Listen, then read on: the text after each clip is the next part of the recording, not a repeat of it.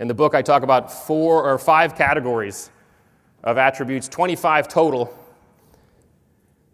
And I'll just go through the categories. I won't go through all of these, but grit really speaks to the category of attributes that allows us to persevere and push through those short-term goals and objectives. Okay, what does it take to be gritty? A lot of people think of grit as its own attribute. It's actually not. Grit is a combination of things. It's a collection of things, kind of catalyzed and stewed together.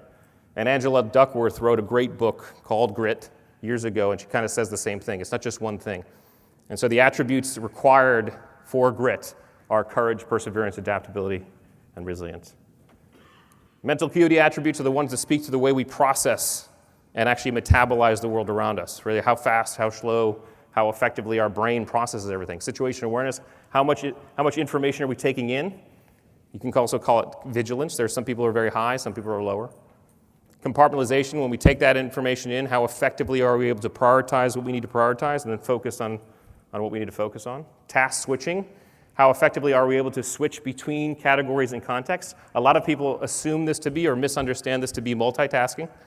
Okay, we now know multitasking is a myth. Our conscious minds can't really focus on one thing, more than one thing at a time.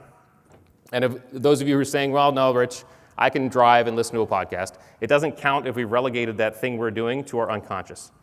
The reason why we can drive and listen to a podcast is we don't have to think about driving. But I guarantee if you're driving and listening to your podcast and someone swerves in front of you and you have to take evasive maneuvers, all right, you'll have to rewind the last 15 seconds of that podcast because your brain will have swapped. That's task switching. Some people can do that very rapidly and effectively. Some people, it takes time for them to switch focuses. And then learnability, how effectively, how fast are we able to metabolize what we're learning? Fast learners versus slow learners, okay? Now, a real quick thing on these attributes. All of us have all of the attributes.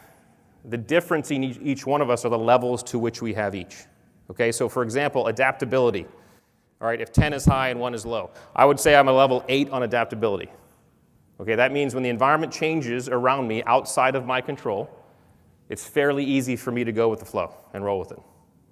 Someone else might be a level 3, which means the same thing happens to them. It's difficult for them to go with the flow. There's friction there. There's nothing wrong with this. There's no judgment. To judge where we land on the attributes would be like judging our hair color. Okay? It is what it is. But we can actually move the needle on some of these. It's just harder to do. You can't do it the same way you can do a skill. It takes deliberacy, motivation. It takes self-direction to step into environments inside of which you can test and tease and develop that attribute, which will require uncertainty, challenge, and stress. Drive. What are the attributes that make up the driven person? And drive, if grit speaks to those kind of short-term goals, drive speaks to those long-term goals. And what are those things that make up the person who really can do that effectively?